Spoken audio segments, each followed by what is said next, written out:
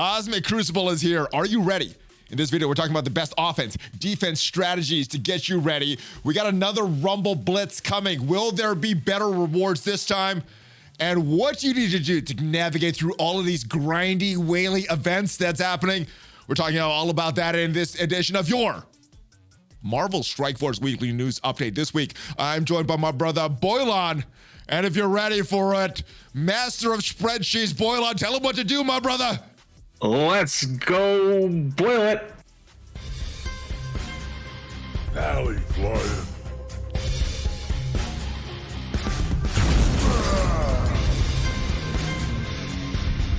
Valley Maniacs, hello, what is up? I am ValleyFlyin. Welcome back to the ValleyFlyin channel. If this is your first time here, hit that subscribe button because we got a lot more Marvel Strike Force content this week on this edition of your Marvel Strike Force Weekly News Update.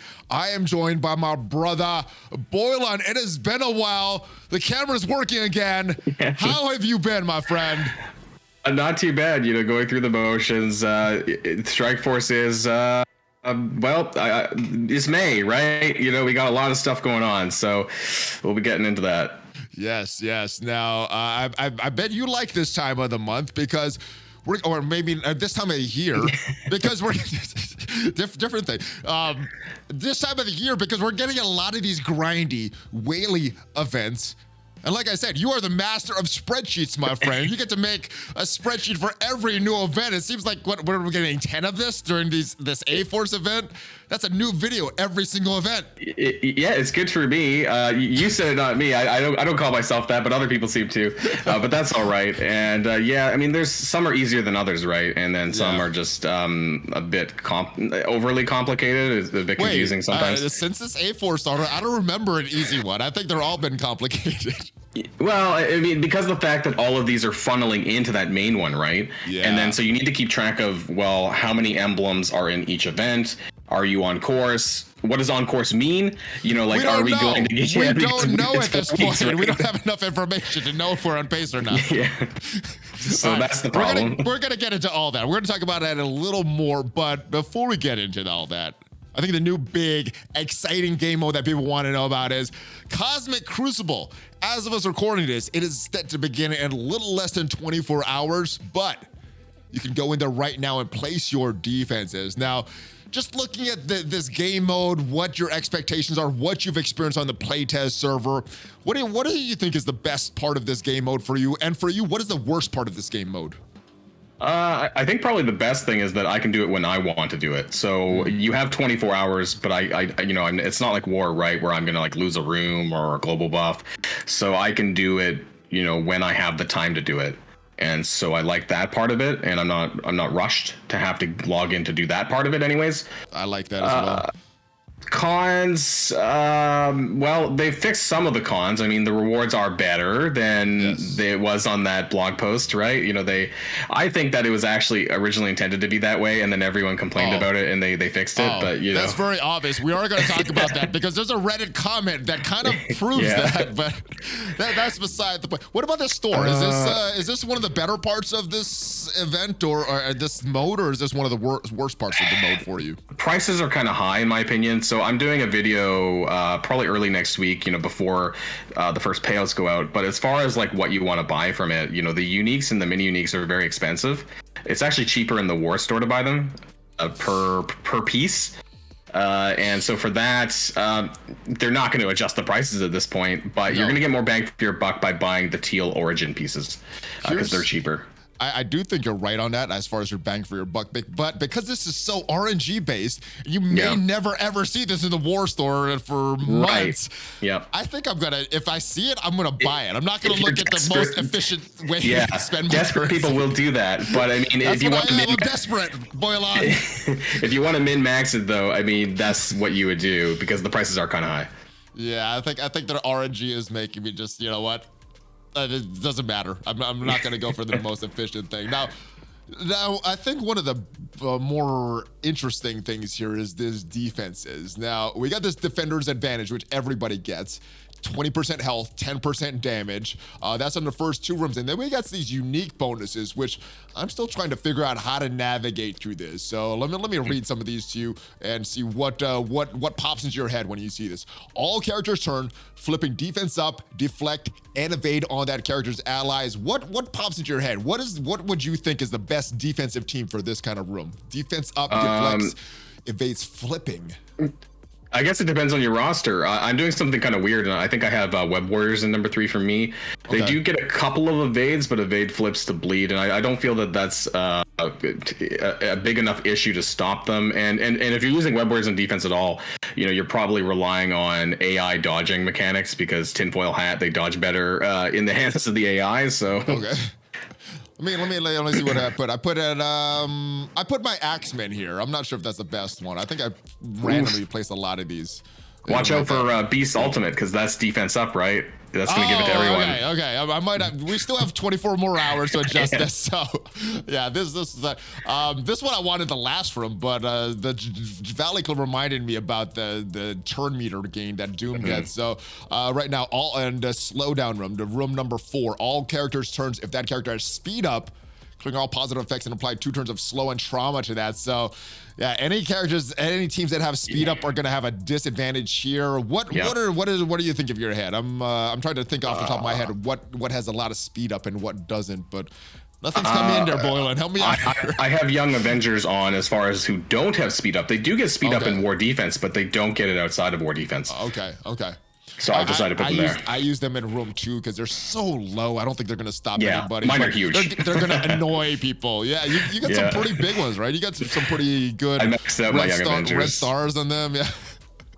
All right, we're gonna talk about your Young Avengers when we talk about the Scourge event, but I'm jealous of your Young Avengers. All right, this one, room number 5, all characters who passively revive return with 1 health. Obviously, Dormammu comes to my mind, so don't use him in that room. But all characters' turns reduce speed bar by 50% for that character's cosmic allies. So I'm thinking not a lot of cosmic allies in this. I've used the new warriors. I think I do have some cosmic characters here. I might have to switch this up, but what are you thinking? No cosmic and speed.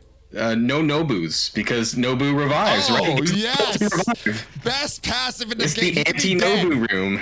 You could kill Nobu. He's still going to revive characters, guys. Don't use him in this room.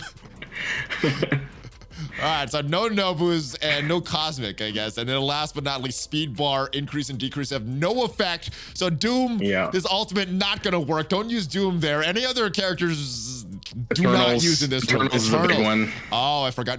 See, I'm forgetting all their moves. Yes, Eternals. Who else? I guess the Axeman wouldn't Lady be good Deathstrike there. maybe on the special, but I don't know if that would have. I don't know if it would impact it enough. I don't think she's a defensive character, though, right? Well, on offense, don't forget, it's on both sides of the field. It's not just defense. Good point. So it's on offensive teams. You need to consider both sides of the field. I gotta say, Boilon, I think I'm gonna make a lot of mistakes these first few Cosmic Crucibles. Like, I forgot about the speed. I forgot this character does this. I forgot this. Yeah, I think we're gonna. I got a table for that if you need it. Yes. Yeah, Spoil me that spreadsheet, brother. You say you don't define yourself as a master of spreadsheets, but for some reason you always have the most up-to-date information on these spreadsheets. So I don't know. I think that's a pretty accurate description for you, brother. What are you gonna go with on this first war before we figure out these strategies? You're gonna go heavy defense or heavy offense on day 1? I think for larger TCP players, I think it's quite possible just to do a mix of both. I think for lower TCP, I would probably focus on offense. Okay. Because you need taller. It's all about taller teams because it's less attacks than war, more or less, because it's 6 defense and up to 6 or more offense. However, you clear them, right? Whereas war is like 10 defense and 14 offense, like hypothetically. So way less teams. So Cosmic Crucible is all about the tallness of your roster rather than the width of your roster. You want better tall teams to win. And I noticed you were making a lot of hybrids as well to kind of consolidate a lot of those high-end teams. So Heroes for Hire, for example, is pretty trashy because the outside of Shang-Chi, so rip Shang-Chi out, use him either defensively or offensively, with another team, and he hits really hard because most people gear him right now. So that's something that you can do. A lot of these sort of war teams that maybe aren't so good without their buffs can be consolidated to some degree. Okay. Now, what are you doing with the Wakandans? I know the devs, when they were introducing the team, were saying they're probably going to be better on offense. For myself, I didn't want to put a lot of resources in them, so I just placed them on defense and just kind of forget them. What are you doing with the Wakandans? The first Cosmic Crucible bonus team that we got in the game. I have them in room 5, the Cosmic Catastrophe on defense. That's the only team. That's the only room that they can actually fit into for the rule rooms. Because for every other room, they get effed up because of their buffs and whatnot. So they have so many buffs. They get speed up, defense up from Shuri and all this, and so all that's going to get flipped in 3 and 4. And then they have speed bar mechanics with the Koye and Black Panther. So that's not going to work in 6. So really, they're pigeonholed into room 5, outside of 1 and 2. Now, we have, according to the data mines, and I didn't look at see if it translated in game, but it seems that we got 3 attacks per room. First attack, you get the 100% of all your efficiencies. Second attack, it goes by half. If you do 3 attacks, you get 0 efficiency bonuses for that. Does only 3 attacks per room max scare you at all? Are you think you're gonna get stuck behind any of these teams based on the offensive teams that you saved, or are you thinking you should be done with all of them by 3 attempts? I think 3 is a lot. I think that if you come into a really hard one, I mean, 2 attacks makes sense. You know, if you have to maybe blow some cooldowns, use a weaker team to blow some cooldowns and come back in with a better team. So if you're not going to one-shot, I think 2 shots sounds reasonable. I have about 8 offensive teams that are viable, and by viable, I mean that are 700k plus. Anything past that is like, I'm probably not going to kill someone with it. So do you think that 8 is going to be enough? Because if we have 6 rooms, 3 max per room, I mean, at the max you would need is 18. I've saved some really good offensive teams, so I think I think I should be okay. I have like Eternals, Darkhold, more than that, but those are the ones that came to mind. I have some pretty good offensive teams that should be able to one-shot most other teams, so I hope so. But we'll find out, right? And it really depends on your. And luckily, I don't have any Dormammu's, in my grouping, so I don't have to worry about that. Have you researched your opponents? Well, I can see on yours you have 1 at least. The fibs there. Do I? Wait, I don't even know. Wait. I can see on your screen. Leaderboard. Here we go. All right. There's one red circle. The red is Dormammu. Oh, okay. So I don't have any of some those. people that are hiding it, right? I mean, remember when people forgot to claim or not forgot, but purposely didn't claim their achievements, so they didn't get that border, so they would. I think Dormammu is going to be really hard to beat in Cosmic Crucible defense, because you kind of have to take the mindset of like Arena, right? And so that requires either full Darkhold or a mixture of like an Eternals hybrid kind of thing, right? I think we already know who's going to win this round. The one with Dormammu. All right, but you mentioned this before. The Cosmic Crucible rewards, they did get changed.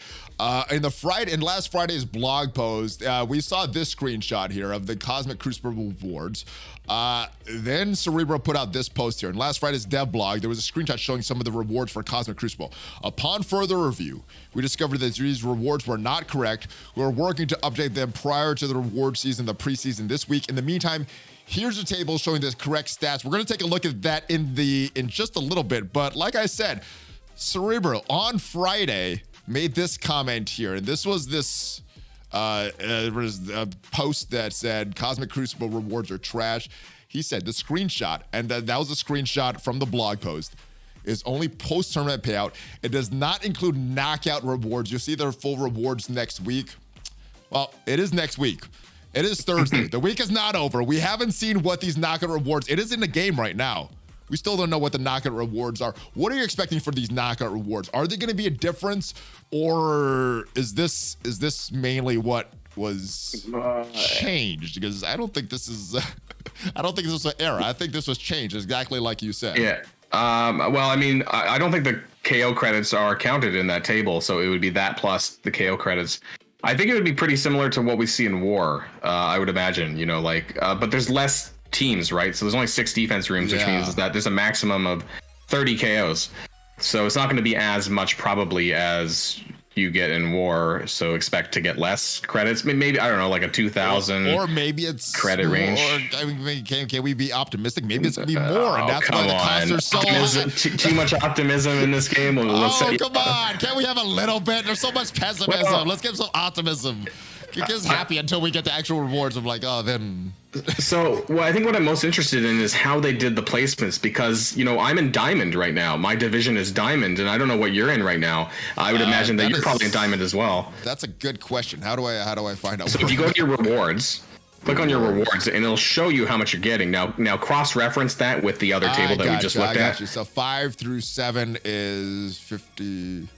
You get a rough value. That looks like Diamond to me. I don't even see. Is this Diamond?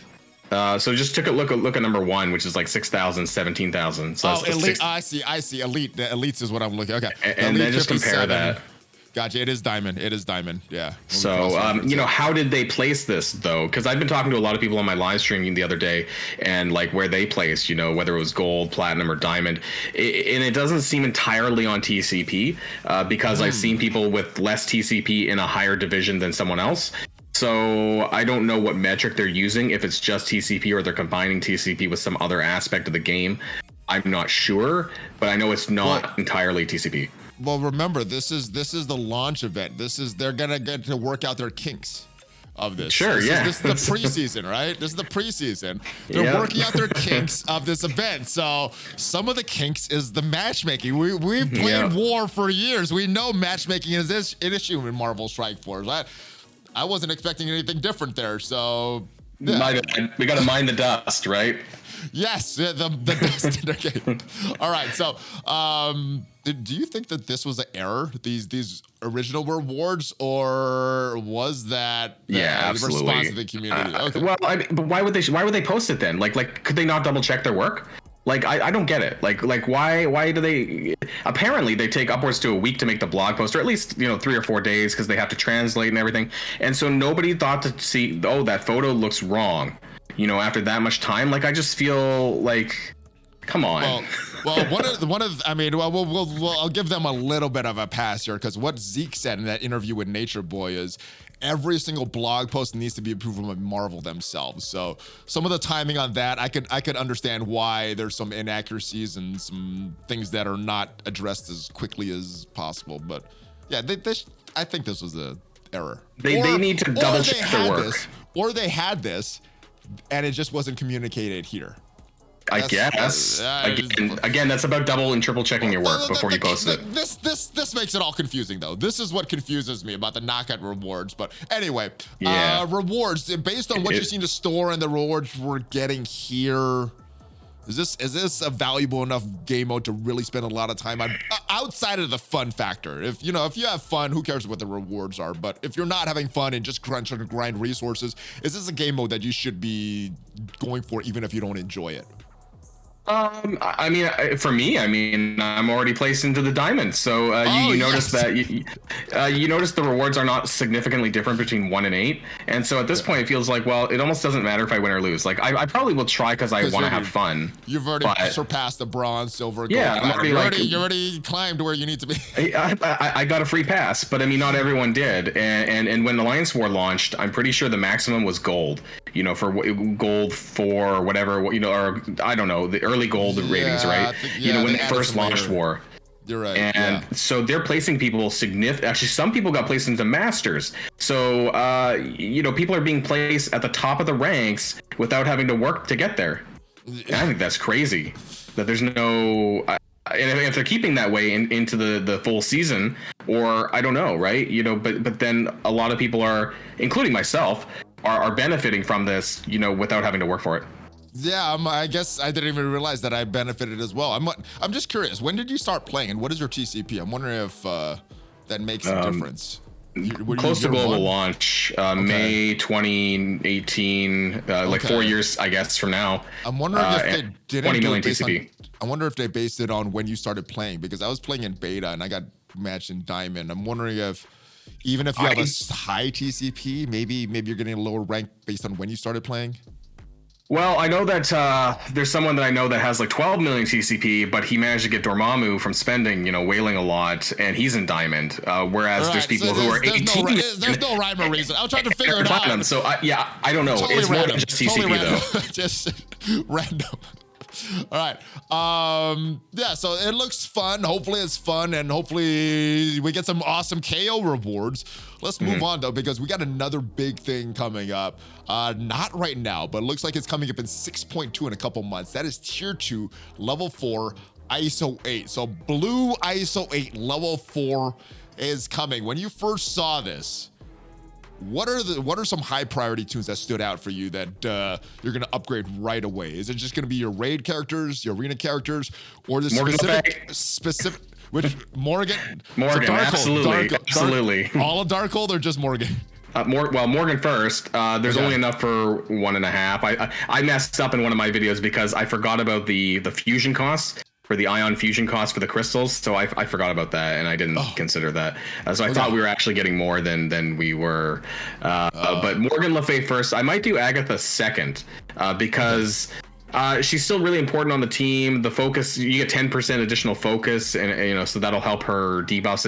And like I really want to move Morgan away from Skirmisher. I kind of have Skirmisher because I'm still on Striker. I failed to land some of my debuffs. And so maybe that 10% from T2 level 4. Morgan's been Skirmisher for me for day one because I miss on those, and that's the battle really. If I miss on those, that's the battle. So the ability block is super important. I've had Skirmisher on, so I'd love to switch to Striker if I can, but like I can't. You can't resist, right? If you get resisted, you're done for.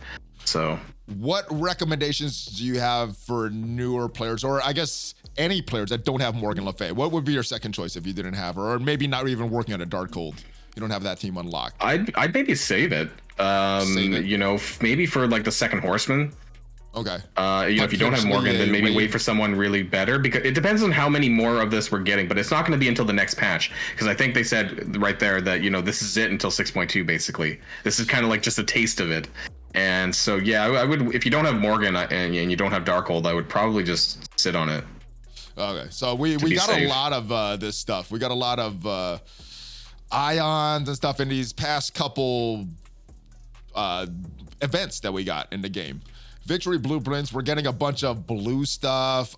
We got some spending our ions in this past milestone here for some more A-Forge credits. But these events, they're getting pretty grindy.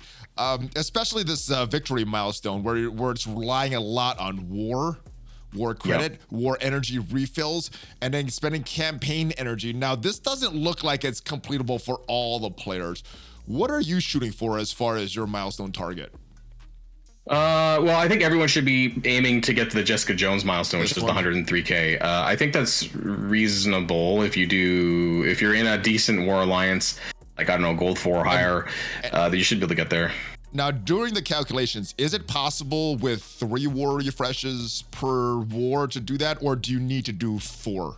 I think that you can get, I'm pretty sure that you can get there with 3, but with some, I think 2 or 3 energy refreshes daily. Now, is this milestone 30 available for free-to-play players, or is this it is. It should be. Unless you're like in bronze or silver a lot war. I didn't calculate that, so I don't know. But if you're in like high gold 4 or platinum 1 and 2, which a lot of the player base seem to be in anywhere from gold 4 to platinum 2 these days. And are you just going to go as hard as possible, or just go through milestone 30, or are you going to try to go through 33 to get all of these A4s? Because like we said, we don't know how many of these things we're going to need. We don't know if we're in a surplus. We don't know if we're in a deficit right now. It's hard. So what are you going to do? Are you going to just go for Jessica? Are you going to go for more? I think 33 is hard to get to. I think you would have to do 4 war refreshes, all wars, which means that you would have to refresh the Blitz store in order to get the currency to do that, because you can't do 4 refreshes, or spend rather. You can't do 4 refreshes every single war in a week. I think even with 3, you still have to do 2 refreshes. Yeah, it is. Even 3 is tough. It depends on whether or not you were maxed out when this starts, like with your I'm at max refills, so I think I might be able to do the 3 over the week, but if you weren't, then you're in trouble. Yeah, I've already started refreshing my Blitz Star. I'm intending to do 4 refreshes just to try to max this out. Yeah, that milestone 33 is going to be tough. I didn't budget for that one. And the funny thing about that is, like, I have this strange feeling that 186 emblems may make or break something later down the line. That they're going to be like, you know, here's spend to get that, to make up for that stupid milestone you missed. But because that is you just mentioned a solution. You got to spend to make it up, boy. They're going to have an offer. Don't worry. There will be an offer for it. You can already buy emblems, so, you know. Yeah. All right, I got a question though. With this, spending the war energy refills and earning the war credits, it's different than we've had before because you got to earn it. Now, we were talking about this before we started the video. You saved your war, claiming your war rewards till after this event started, so you got a lot of stuff. I was gonna do that, and I just got busy and unintentionally did that anyway. I didn't even open my stuff until after this was launched. But my question is, does saving these rewards now, since we've had this, I've gotten 2 raids. These have 29-day expiration dates. We've had one event surrounding this A-Force with Blitz. This one is now surrounding War. I'm wondering if the next one is going to be raids, which is why I'm saving my raid completion rewards in case some of this is about earning currency. Do you think that's a good strategy? Are you going to start to do that? Or do you think they're not going to do this twice because more players are going to do this and like, oh, they have a lot of this stuff. Let's give them something different. I think it's super dirty. Like, if they do that, I will make a video about how dirty that is, because I'm saving mines now, though. I'm saving mines now, though, to combat their dirtiness. I mean, but then you get into like a hoarding, paranoia mentality that like, well, anything could be used for anything, and then you know, where does it stop? They said they don't want hoarding, but they have these events that are opposite of that. So yeah, they say one thing, but their events encourage hoarding. So I'm hoarding right now. I think one thing to be safe though would be like the web energy milestone, or that 100 energy that you get that lasts for 7 days. You know, if you don't need it after events are done, you know, maybe just hold on to it until just before expiry and hope you don't forget about it. And you know, and just in case there's another event that requires energy spending, and you get a little bit of a heads up that way, because that does help. I think the fact that you can hold on to these in your mail. And what's interesting actually is when you buy offers on the web store, it gets sent to you in the mail. Whereas if you buy it in the game off the web store, it gets directly attributed to you. So I talked to some people who bought war credit related offers on the web store and just had it sit in their mailbox until the event started. Smart. That is smart. I wonder if people are going to start doing with their raid stuff. So in anticipation right now. I don't like any of this, frankly, but you know, it's just it's creating a new problem in some ways, that like of hoarding and just the mindset, right? You know, I just don't like it, this whole thing. Yeah, well, I mean, it's that fear of missing out, right? Which FOMO is bad. That's what they rely on, and that's what I think they're relying on with this A force of nature. People that normally wouldn't be grinding on these events, like for the Madeline Pryor or this. I don't even know what this is for. This is just for some ions and what is this for? Victory Blueprint is primarily for the T2 level 4. There's some Cosmic Crucible credits, and then Jessica Jones's jacket. That's the main thing. All right, so yeah, it's you know, the credits are cool, but I think it is the jacket for this, and I think that's their fear of missing out. Yeah. So obviously, like we said in the beginning, we don't have all the information on this. We don't know how free to play this is going to be, but based on some of the events, the Jessica Jones jacket and what may come for the next one, will this event be able to be completed by free to play players? And I say completed, just unlocking Spiderwoman. Maybe not getting all the stuff, but do you think free to play players will be able to unlock Spiderwoman through this event? Yeah, I think so. Milestone 35, 29,500 points. That's the unlock mark, I'm pretty sure. And then it goes up to 180 at milestone 39. So it's a bit of a gap between milestone 35 and milestone 39. Okay. But I do think that because the 3 items that you need is worth 24,000 points. Okay. So I think that if people get that, then it shouldn't be a problem. Now, how high are you going to get? I don't know, because there's some teal gear in there, and I'm questioning whether or not you're actually free-to-play players are going to be able to get that teal gear, because that's a lot. What is that? 16 orbs, 16 armory, 16 orbs. Well, just the gear, the fully crafted pieces. You know, that's 3 bio pieces, which is almost a full character. Are these fully crafted? Oh, yeah, that's worth a lot. I didn't notice it was fully crafted. That's like almost a full bio character right there. Yeah. So. Yeah. I'm gonna push. I'm gonna push for this. Hopefully, hopefully it is completable by low spenders. How much panic farming you think is going to happen for this at the end for these A Force of Nature emblems that we need? I think that if I'm close enough to the milestone 38 or even 40, like I think it'll generate some spending because people like, I'm so close, here's $50 and I'm going to get fully crafted teal gear pieces. Like it's worth quite a bit. Even the 500 dark promos aside, the fully crafted teal gear pieces are worth at this stage quite a bit still, I think, as far as what that value is. That's a good point. Good point in pointing that out. Not that I encourage spending, but encourage grinding though. I'm encouraging grinding because some of the grind is fun. I don't think we'll get to milestone 38 free to play though, but we'll see. I'm keeping an updated tally week on week of this event, and I do videos on updates since like where we're at basically, and what you can get free to play kind of thing. Well, I'm expecting nothing, so hopefully I'll be pleasantly surprised. All right, but we talked about grinding a little, and it seems that there's a lot of grindiness with these events. I remember being able to complete events with 3 blitz rotations, maybe 4. Now this past event, 8 blitz rotations, 4 war energy refills. What is going on with the player burnout going on right now? I mean, all the time we're hearing about people leaving the game, alliance attrition.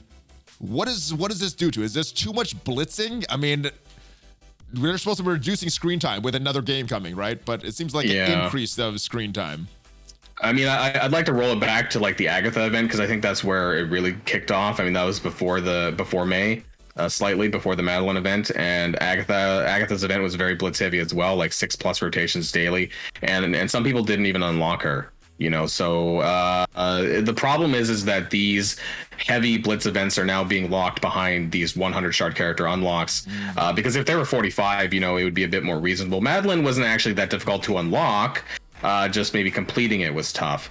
But for Agatha, it was just tons of blitzing for such an important character. And then we rolled from Agatha into Madeline's Goblin Queen event. And it was like 18 days. Agatha was 10, I think, and Madeline was 8. So it was like 18 days of 6+ blitz rotations. And that's just not good.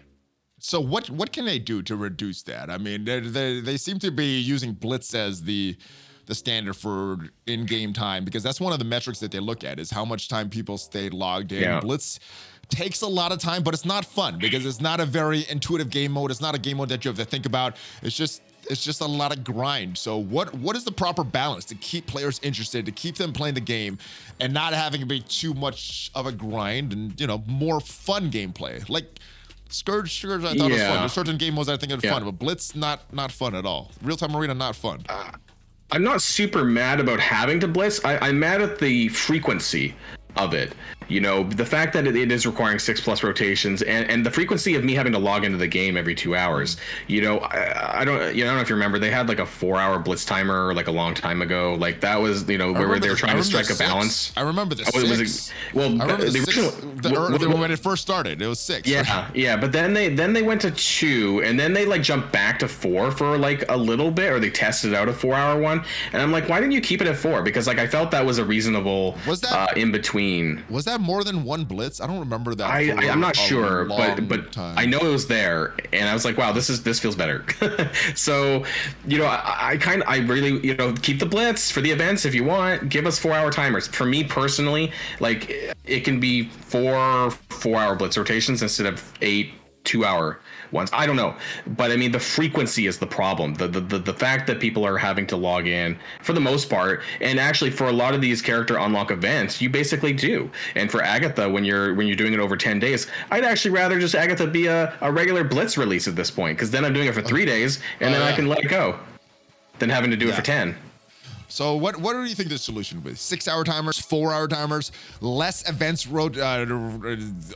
focused on blitz, maybe making the calculation of the events based on 4 rotations instead of 8. What is the solution right now? I mean, not having it tied to blitz would be great, or just make it a blitz character. Like I'd almost rather it just be a blitz character than having to be a blitz event, because the blitz event makes it longer.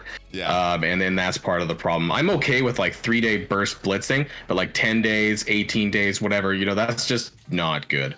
The last character that was semi okay, I believe, was Morbius, because it wasn't actually I don't think it was fully tied to Blitz. There may have been, I think it was a 2-part event, like one for 4 days and then another one for 4 days. Maybe half of it was Blitz, but it wasn't entirely Blitz. And he was a 4-star character that you could get free to play, and that felt better. Agatha felt kind of dirty. Echo before that felt kind of dirty because that was also Blitz related, and we're just relying too heavily on these on Blitz. Echo's event was really bad. Echo's event was really, really bad. I remember how bad that one was at the store, and you couldn't complete it, and it was really bad. All right, but it looks like we're getting less screen time with the release of Cosmic Crucible. We all know that players are excited to spend time strategizing, executing tactics to rack up victory points. To ensure you have the time to focus on Cosmic Crucible, the dev team is working on several methods to streamline experience elsewhere. My question when I was reading this is, why didn't they do this before they launched Cosmic Crucible so that we get the time reduction as soon as it launched? Because of right now, it looks like it's coming in version 6.2. They'll be gonna cut a significant amount of time manually input for several of the raids. Is this simming the raids or like a 3-star raid? So after you've 3-starred it, you can just auto it, sim, or maybe not auto, but sim it, or is this something very cheesy? Like, oh, I could have it when I hit play, it's gonna start on auto, or is it just sim? Like, boom, boom, boom, boom, my raids are done. Or if I gotta hit auto and wait, just like I have to do now. I just want to hit that auto button. Yeah, I think you need to look at the wording that it says cut a significant amount of manual input. They didn't say eliminate or, so that's less than 100%. So what does that mean, right? And that there is some and not others. Maybe that means that we're getting a sim feature for Greek, but not non-Greek raids, possibly. But it says several of the raids, right? Which presumes more than one. Does that just mean it could mean Doom 1, Doom 2. Maybe beta 1, beta 2, beta 3, beta 4. Maybe just everything that's not the end game content. So like maybe Doom 1 and Ultimate 7, things like that, and some Greeks, but not 4.3. Maybe, I don't know. All the Ultimates, Doom First Strike, and all the Greeks. I think that's what they should do. And then keep Doom 2 like the one that you have to really push for. But everything else is like old. I mean, how long have they updated the Greeks? 2 years? Has it been 2? Is it at 2-year-old right now? It's super old. I don't know if I would trust the game AI to auto Doom 2 anyways. And I don't mind. I hate certain sections, but I don't mind running it. Make it like a campaign, right? After you've done it a certain times, you get 3 stars, and then you just get the rewards. You don't have to. There's no. Oh, is there RNG about winning and no? You got the 3-star. Just get the rewards. That's what the best case scenario. What do you think that's what Scopely will put in here though, or they be something not as good? We're expecting all this good stuff, saving time. It's going to save a minimal amount of time. I hope that it is at least the Greek raids, including, all the way up to 4.3, because they're pretty easy, and I think that it could be simmable, or however they want to do it. And then I would like to see it on the older regular raids, at least Ultimate 7, maybe Doom 1, and then, I wouldn't expect it in Doom 2 or higher.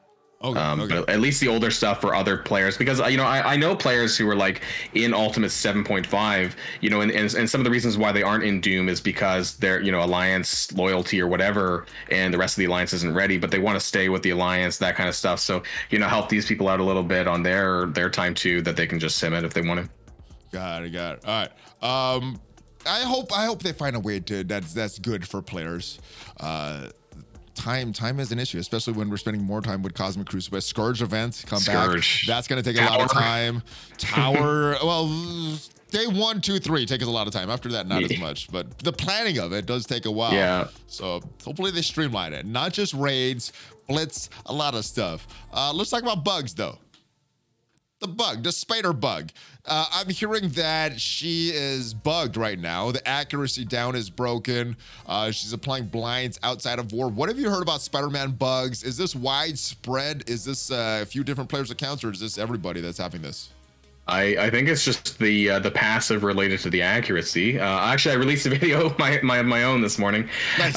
But yeah, it is related to the accuracy part, working outside of war offense, and she doesn't need her team.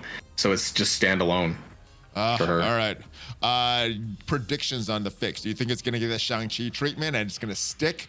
Or they're going to revert her to how it's supposed to be working as far as this text description?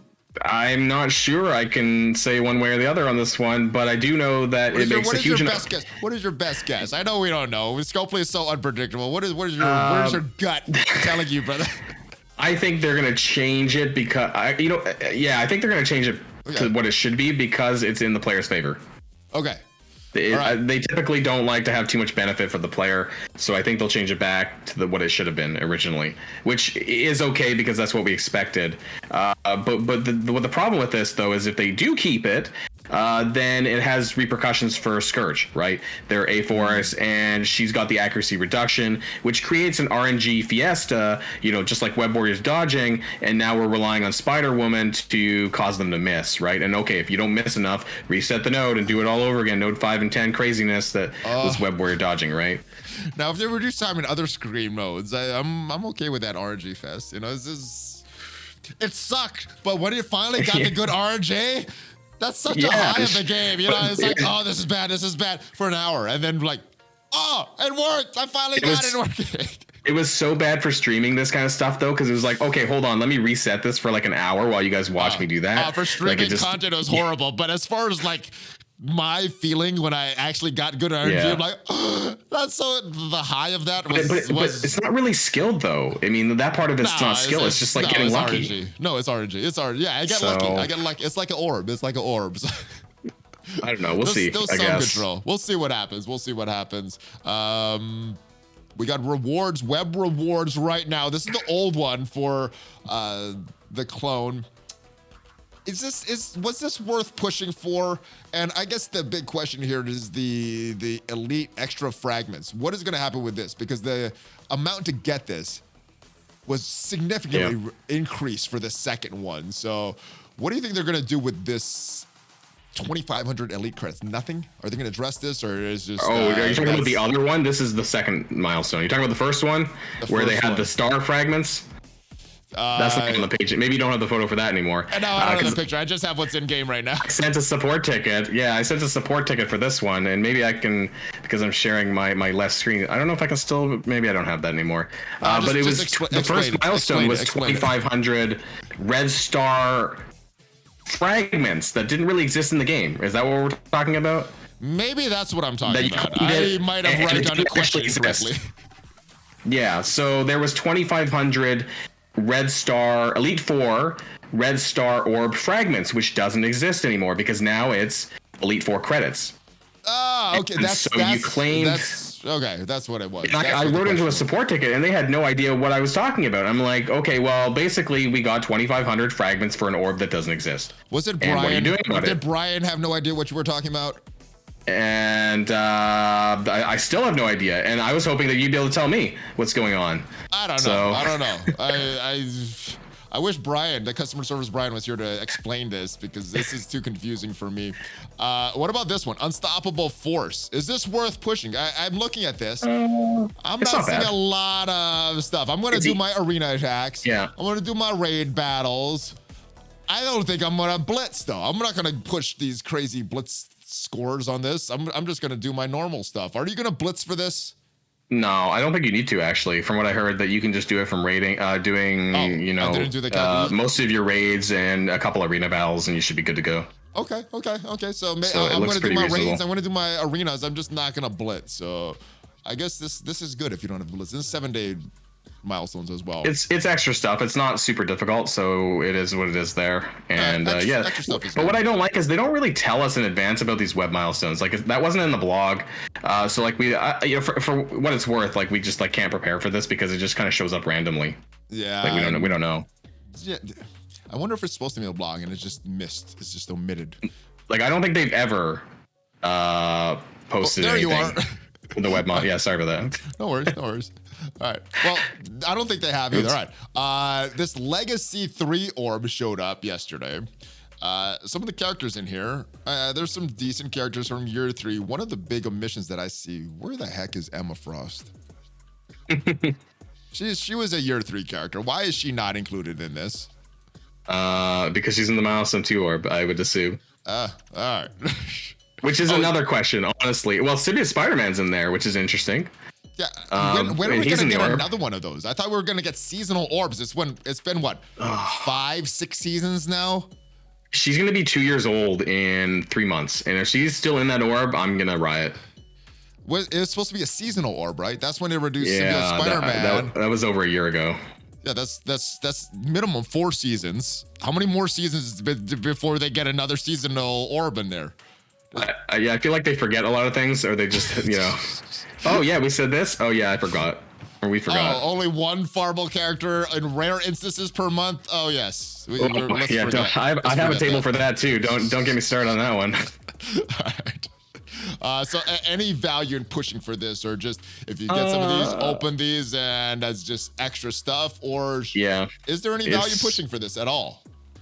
No, I mean, it's catch-up mechanics, I guess, or sorry, their version of catch-up mechanics. I don't really call it a catch-up mechanic, but they do. In terms of what characters are available in here, for us, it's not really, I don't think, any major use for us in the meta right now. What about even newer players though? If they start selling these, do any of these characters have value? I mean, Yo-Yo just got a rework. I'm trying to look. There's too many, I think. Girl. There's some that are okay, and then some that you just don't need. Like a lot, actually, you don't need.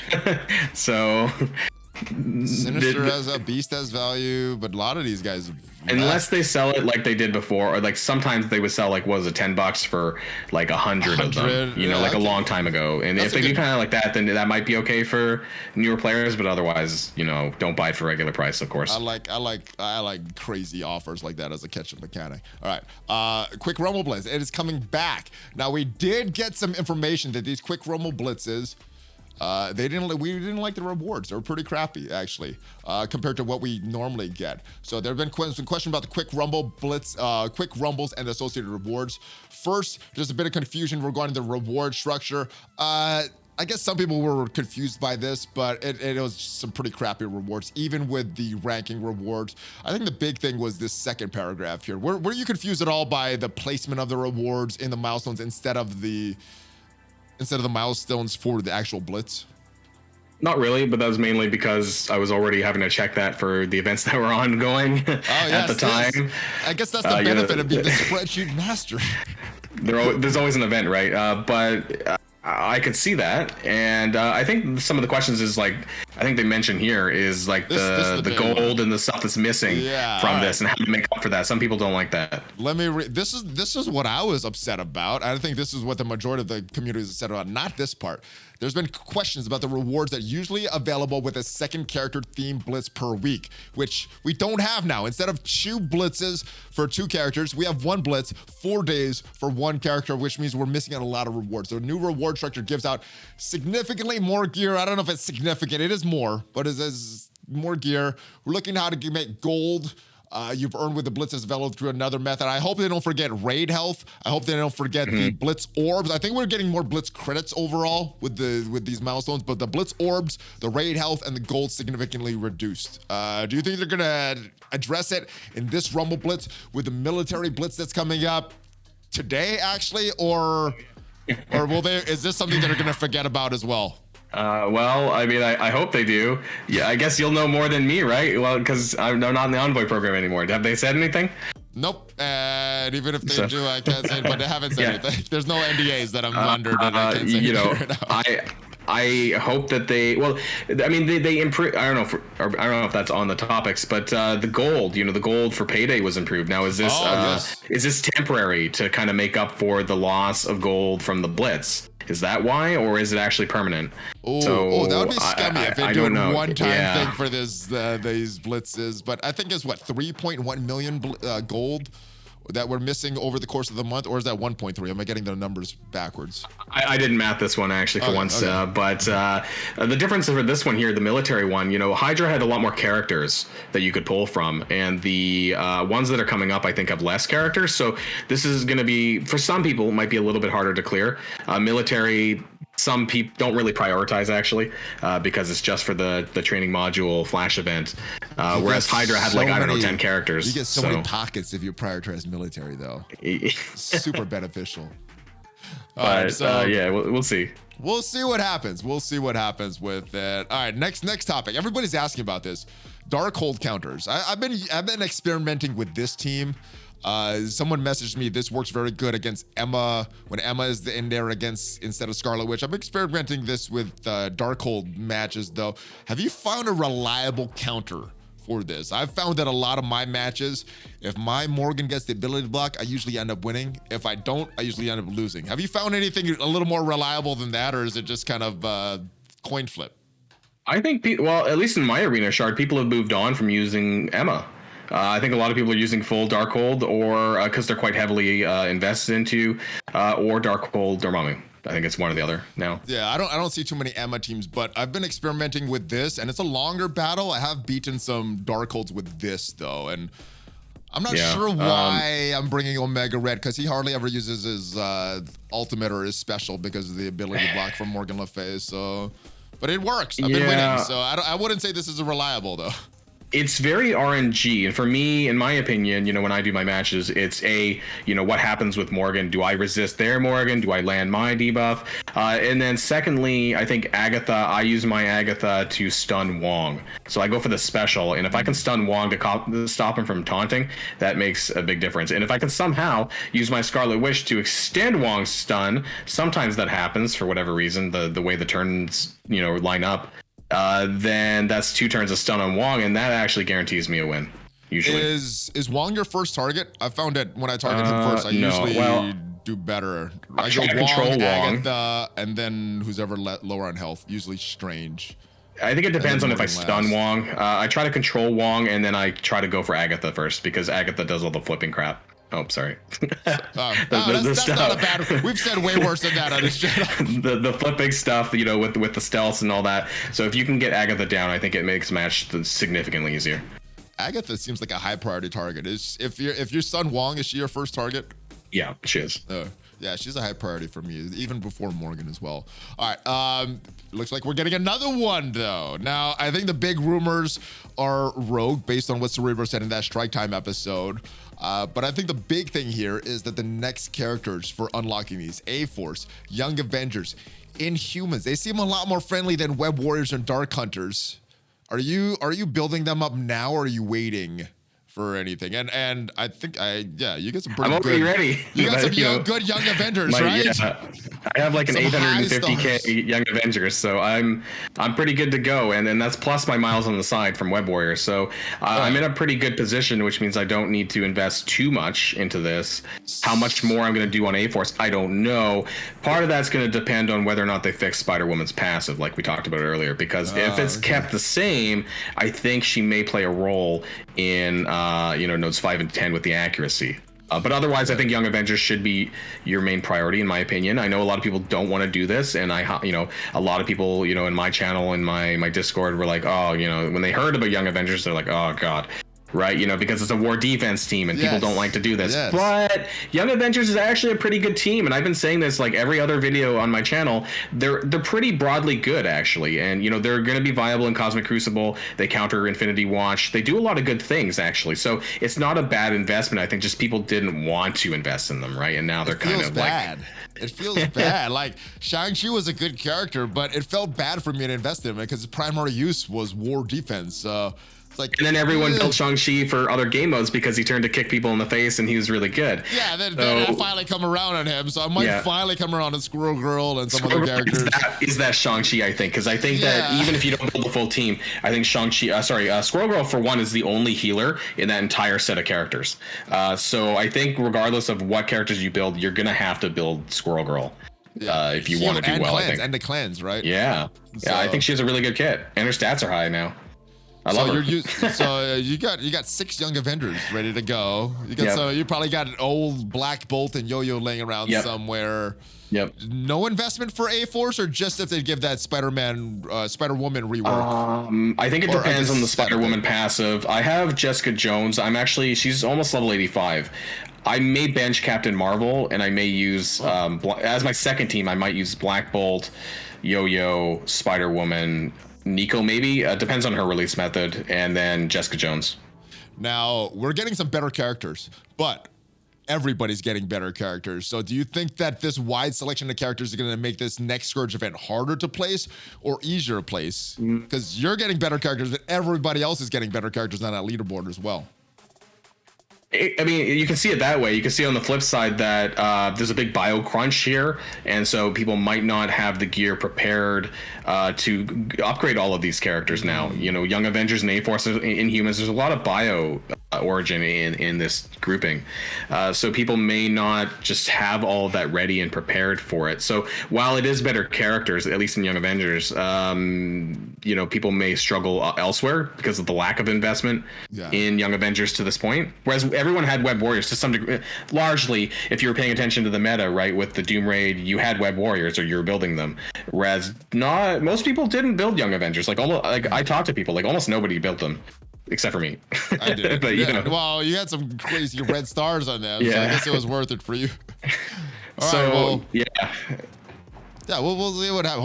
Hopefully, Young Avengers is the way to go, and they have some other use instead of just war defense. But I'm hoping that the nodes are not a lot longer than the Scourge for Pestilence, like because we have so many more characters now, you have like, you know, maybe 5 to 10 more characters on the node than what you would have previously, so therefore making it a bit harder, I guess, because the match is longer. How lazy do you think they're going to be with this? Do you think they're going to have the exact same characters and nodes and everything, and just we get different requirements?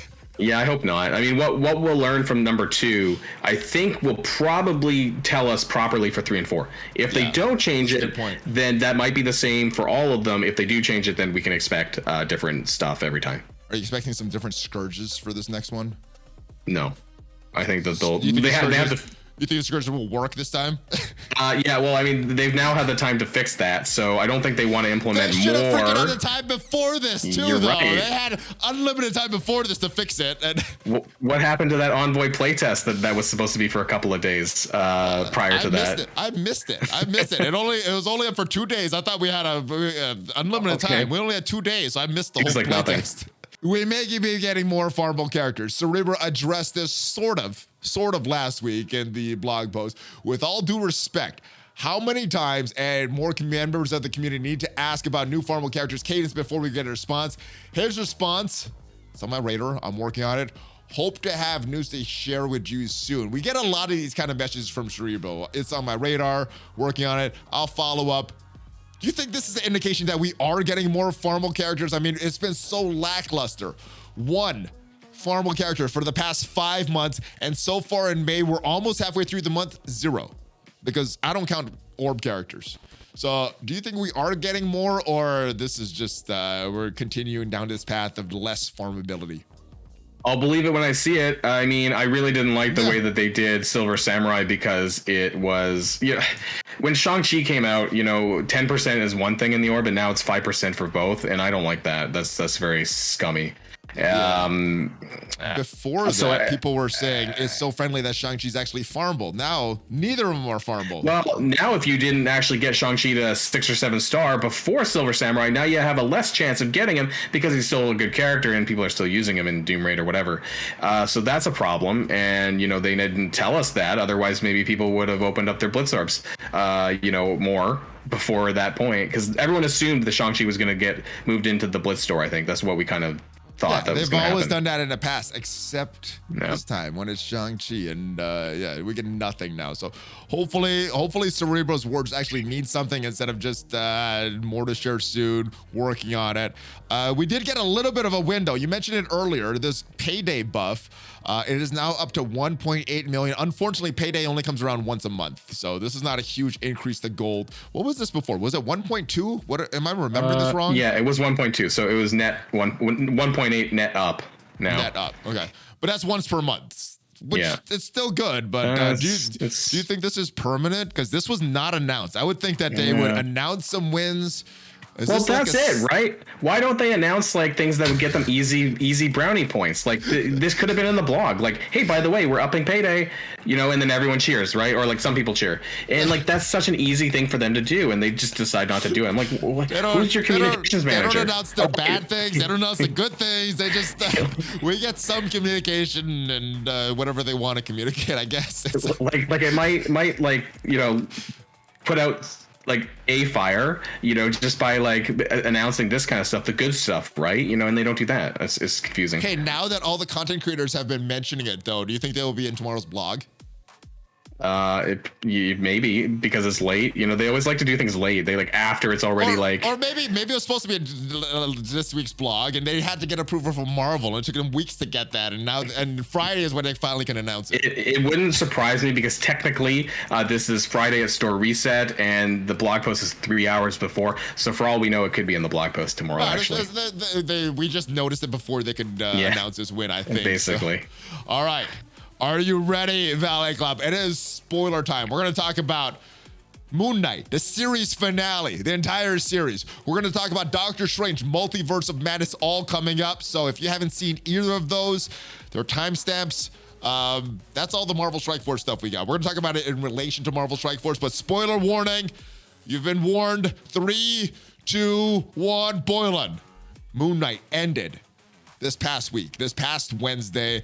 What were your thoughts on the entire series? I haven't talked to you too much about this series. What were your thoughts on it? Did you like it? Yeah, not as much as like Hawkeye. I liked Hawkeye a little bit better as a comparison, but it wasn't bad. I just think obviously it's like the first iteration of this character, right? So we're being introduced to the character. I felt things were there was a lot of the origin aspect, which is fine, but I guess I'm used to them jumping into the action kind of stuff because we're used to watching characters we already know, and so they don't really need to do this kind of stuff. That's true. Most of the series of past characters, right? So they don't need the origin. This one you did. Yeah, I think this is the first character more or less that was brand new. Trying to think. Completely. We had WandaVision, we had Loki, Hawkeye. I think I'm Kate Bishop was new, but I mean, otherwise we had Clint Barton, right? But it was the Hawkeye series. She was a character in the Hawkeye series. Yeah. Are we gonna get more Moon Knight in the MCU? It looked like they left it up. They look like there's another season coming. I don't think it's been officially announced yet at this point. Do you think we're getting more Moon Knight coming in MCU?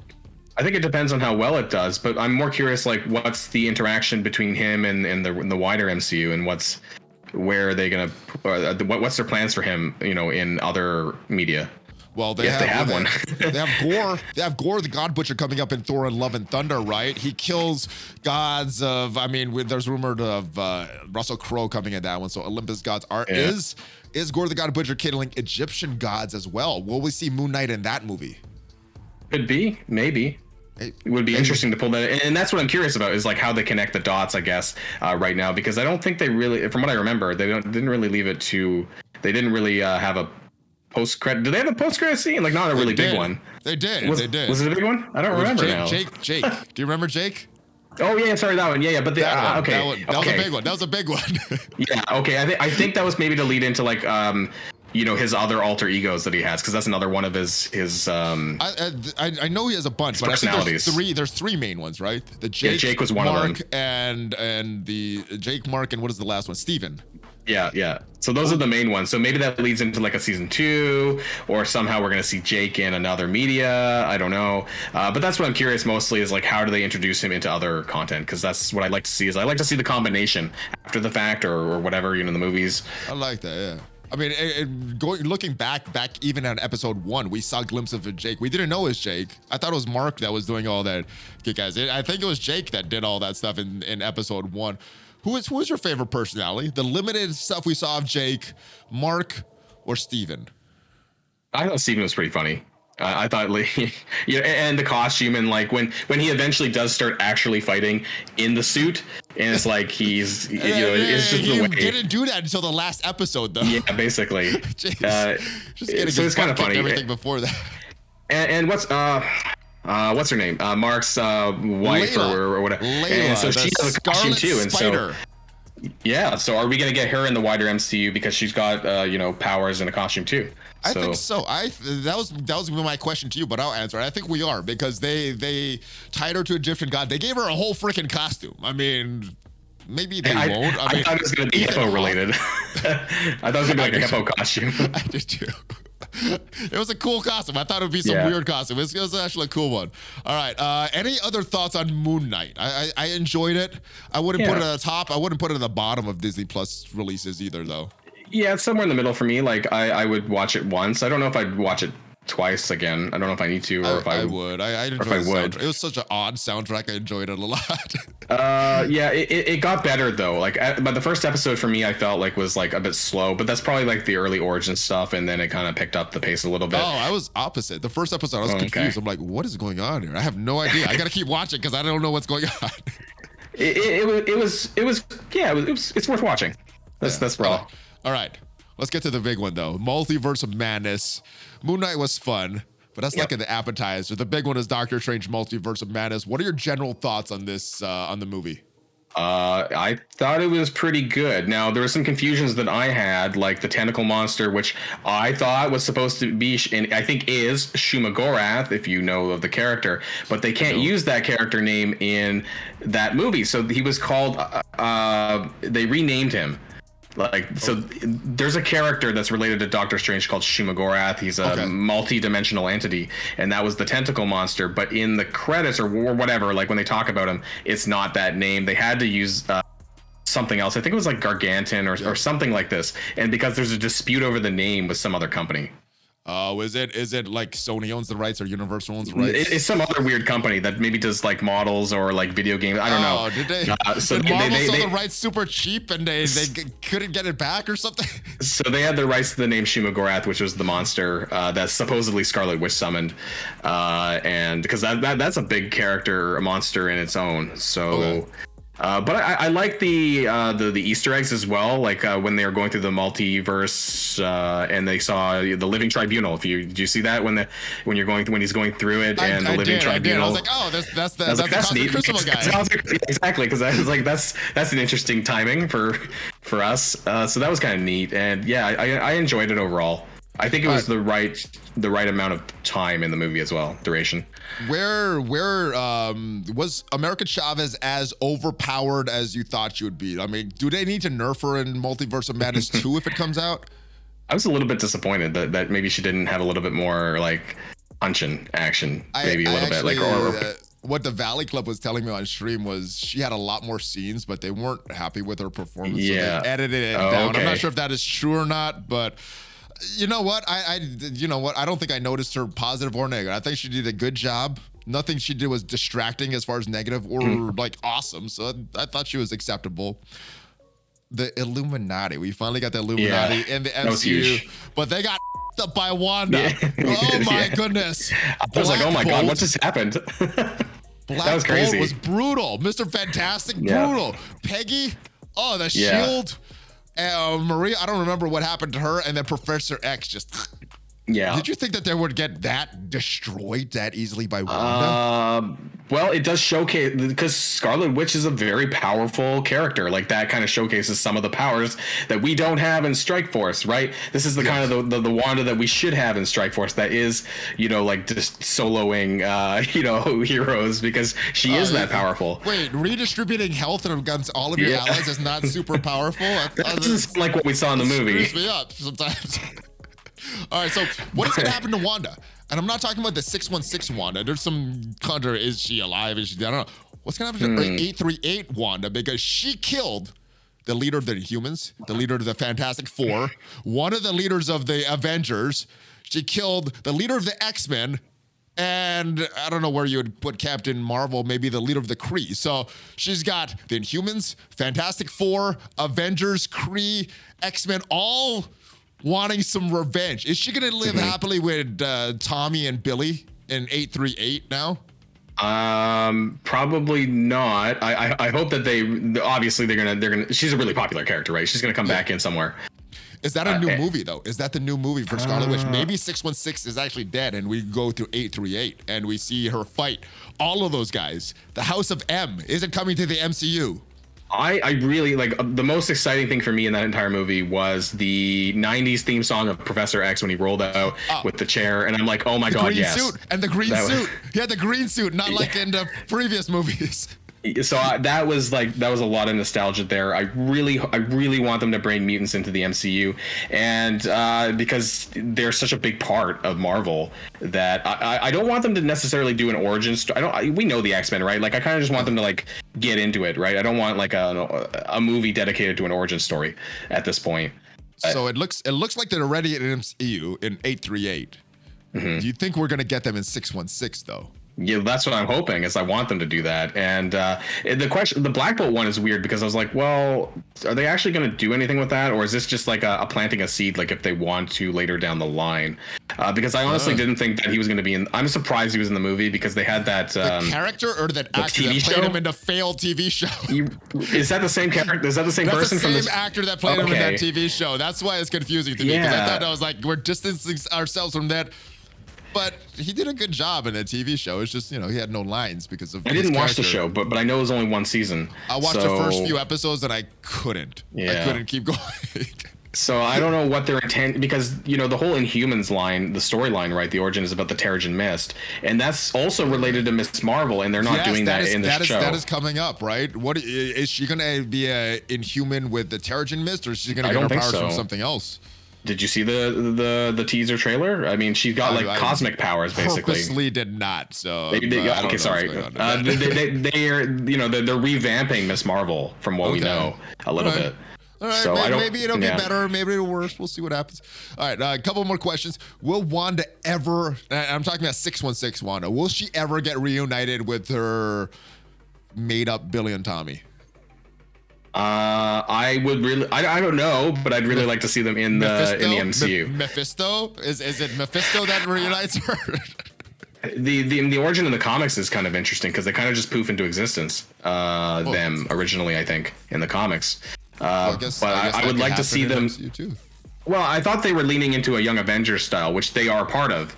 So I would like to see them, Billy and Tommy, in as an older version as Young Avengers. How they get there, I don't know. But that's something I'd like them to lead into with Miss Marvel, maybe. And even though Miss Marvel is not a comic Young Avenger, but she is in Strike Force, right? Strike Force. They got America Chavez, Miss Marvel. Yeah. Who else they got? Cassie Lang is actually part of the comics as well, and she's in the MCU, I believe.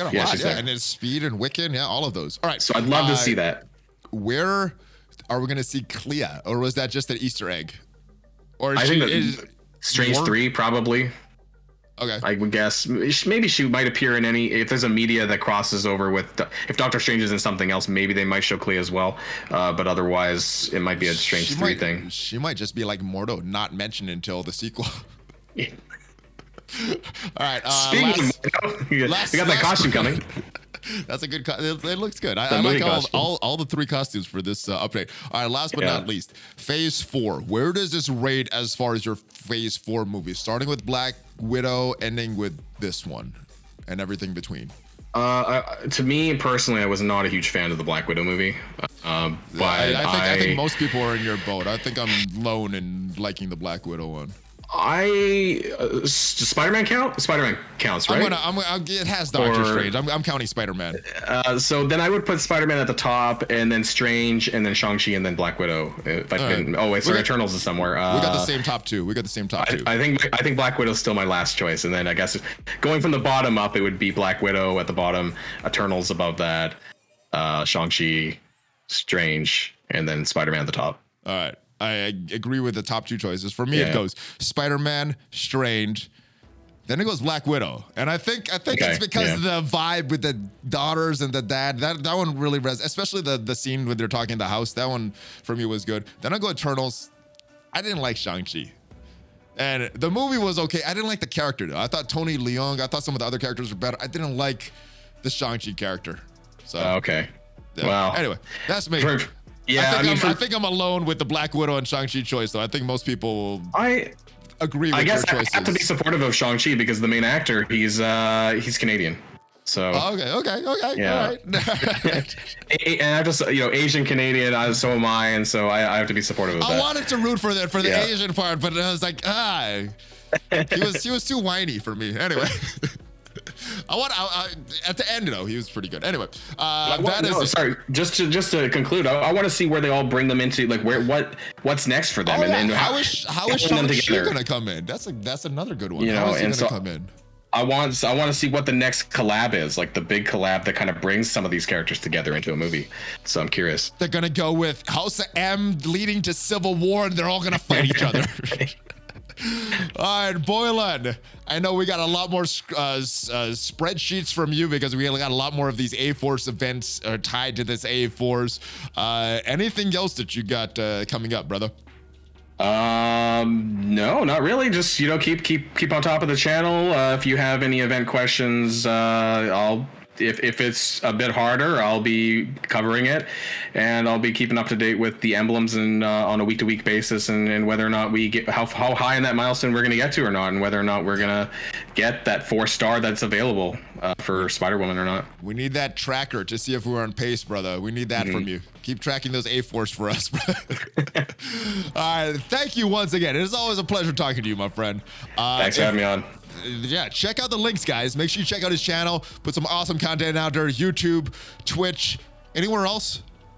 Just YouTube and Twitch just now. Okay, nothing else for really. For now. Yeah, who any other knows? links you send me will be down below in the description, so make sure you guys check him out. And if you haven't already subscribed, guys, we do a weekly news update every single week.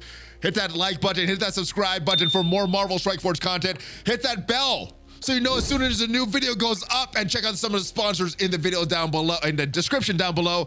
Amazon coins, BlueStacks, all that good stuff. Are you ready for the fist move, Boilon? I think I am. All right, you're warming up. I like it. All right, here we go. Hulk fist bump, Boilon at ValleyFlyin.